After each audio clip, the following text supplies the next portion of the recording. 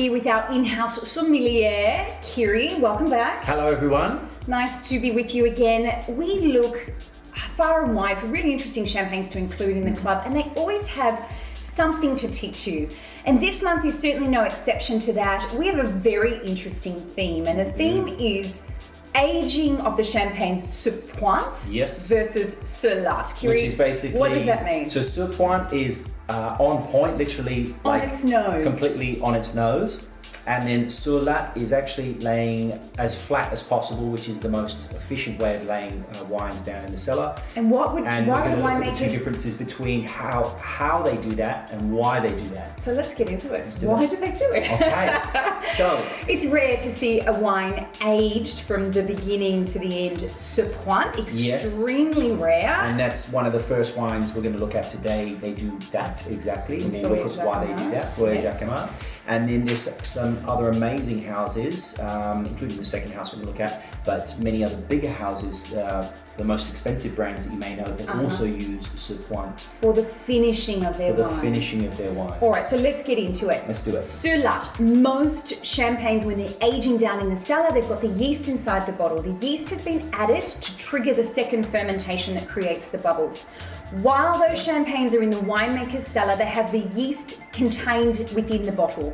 The yeast is breaking down over time, going through a process called autolysis. It's interacting with the wine itself, and the longer the wine spends aging with the yeast inside the bottle, the more complexity we're going to get, the finer bead we're going to get, the acidity's coming down, and that yeast it's essentially breaking down inside the bottle. Absolutely. And there's two things that happen. Exactly as you describe it, autolysis happens, but also further complexity ranges into the wine. Now, if you do that for too long, you can sort of overpower some of that freshness that the wine has.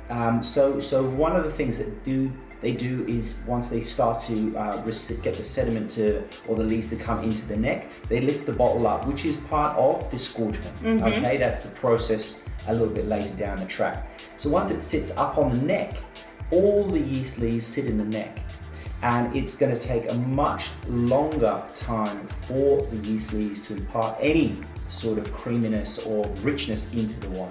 But it maintains freshness. That's the most important part. So sur Pointe, we have the bottle fully on its nose. All the yeast is not spread out evenly through the bottle. It's contained less just surface in the area. neck. So we've got less oxygen ingress potentially, but certainly less contact throughout the wine of that yeast. So we're getting freshness, but aging at the same time. You got it.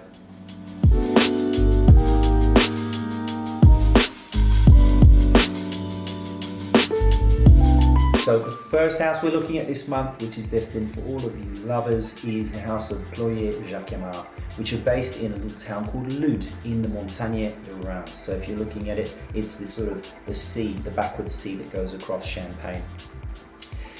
This family began in 1930, and it was actually set up by Marcel and his wife Yvonne. Marcel was an architect, and I believe they have a very beautiful property at where the winery is. And the now winemaker is Laurence Ployez. The granddaughter of the founder. So it's third generation only. Female chef de carte, which I love. But she's very particular about the way that she makes the wine. She's attention to detail, mainly Grand Cru, Premier Cru. She's got only a tiny parcel of ownership, so just over 2 hectares of ownership, but she's got long-standing contracts with others in Premier Cru, Grand Cru region. And this goes sort of back 30 years. 20, 30 years. Yeah, so they've got a real understanding of where the fruit's coming from. And she's in the Montage de Reims, and mainly Pinot Noir, Chardonnay? Yeah, it's really interesting. So most of what she has is Pinot Noir and Pinot Meunier, and then she buys in the Chardonnay component from the Côte de Blanc. And what you really see, I think, in their wines is a beautiful precision of the fruit and the aging coming through. And I love that with the non-vintage, she tends to reflect the year and not that consistency that some houses strive for. So she's really presenting the best version she can get from a vintage every year.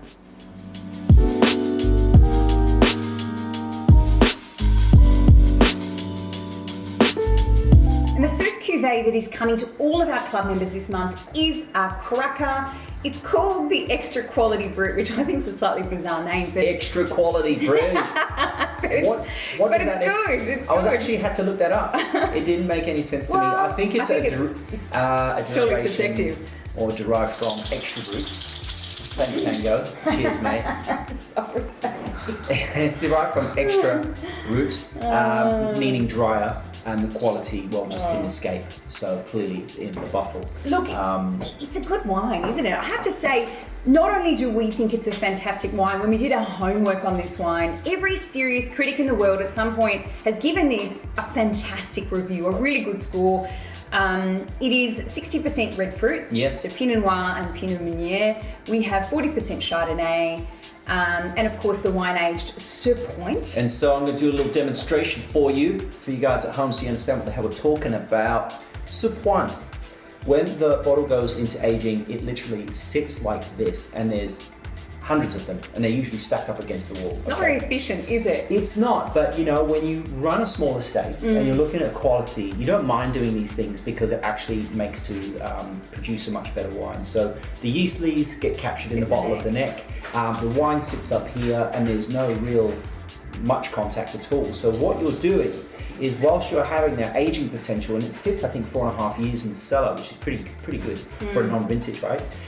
You get this beautiful fine bead, which you can see in the glass, and you maintain the freshness, which is what you want, and that's what we're looking for. In terms of tasting note for me, I mean, instantly you get this quite developed baked bread, sort of brioche character, but you also have this really crunchy fruit. Yeah. You know, apple, pear, and also some warmer tones in there as well, some warmer yellow fruits. Yeah, I think my tasting notes read like citrus and hazelnuts. You know, those are sort of like really clean yellow citrus fruit, but some more complex roasted sort of hazelnut, and that's that sort of combination. Plenty of length, plenty of character. Cannot fault this cuvee.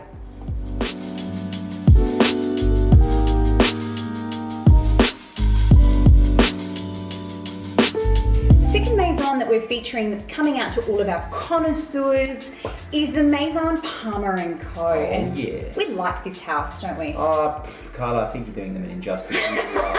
These guys, they're so unassuming, and they are, you know, I always describe them sort of like the best house you never heard of, because they have such attention to detail, such savoir-faire with everything that they do.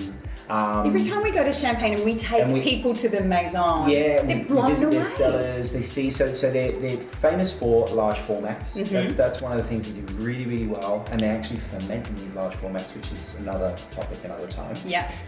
But what Long they do, aging. long aging, and they really, really understand their vineyards. So their growers are brilliant.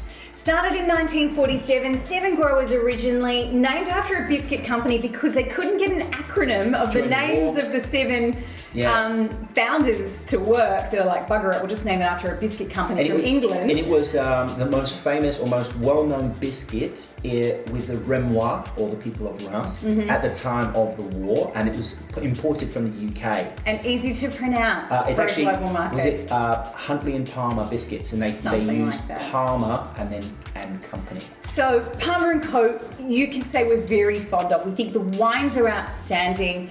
Another long aging house. So not only are they aging sur large, but again, we've seen many times in the cellar, but when they're completing or they feel like the wine has had enough aging, they move to the Pointe, as we mentioned previously. Which we'll add into the fold with images and things like that, but you can see what they do, especially for magnums, larger formats, but also for the standard 750ml bottles as well.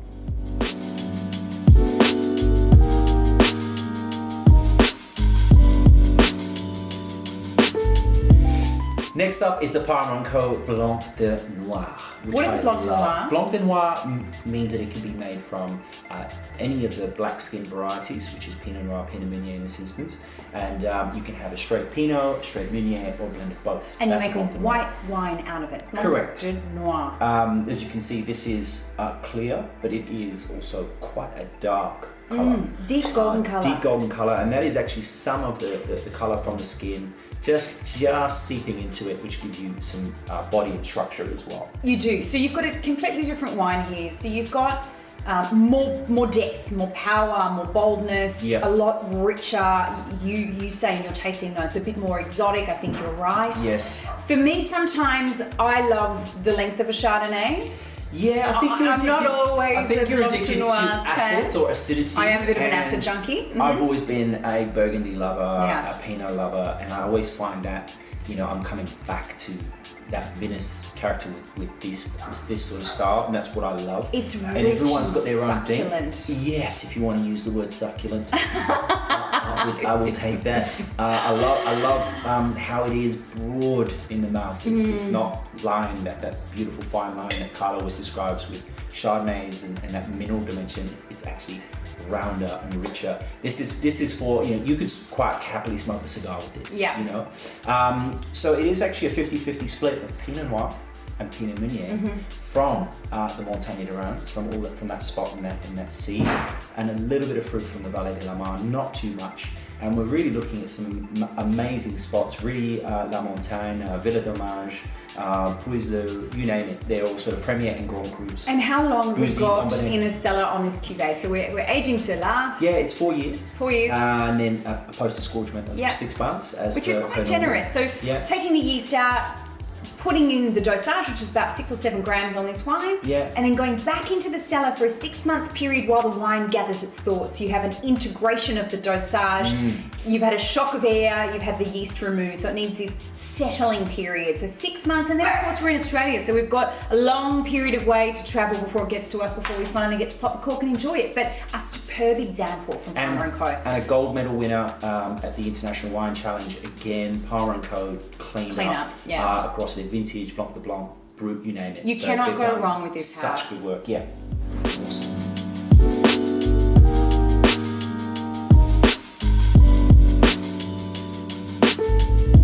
There are so many techniques that the winemakers have available to them in Champagne to give them their own personality and to give their wines their own style. And that is the whole point of the club, is that we guide you through this variation of all of these wonderful maisons. And here today, we're looking at the idea of aging sur Pointe. Yes. From its beginning, its inception, which is highly unusual. Very it's unusual. very difficult to do, From aging the wine of bottles on Pointe. Ployez-Jacquemart, Oui. absolutely.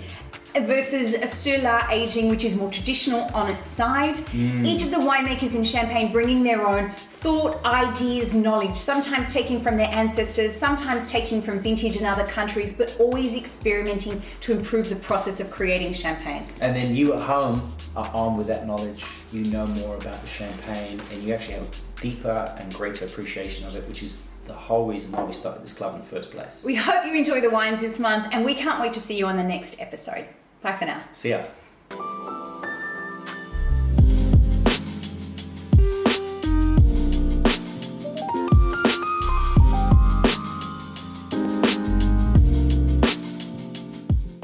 Look at the color of this, it's so dark and handsome.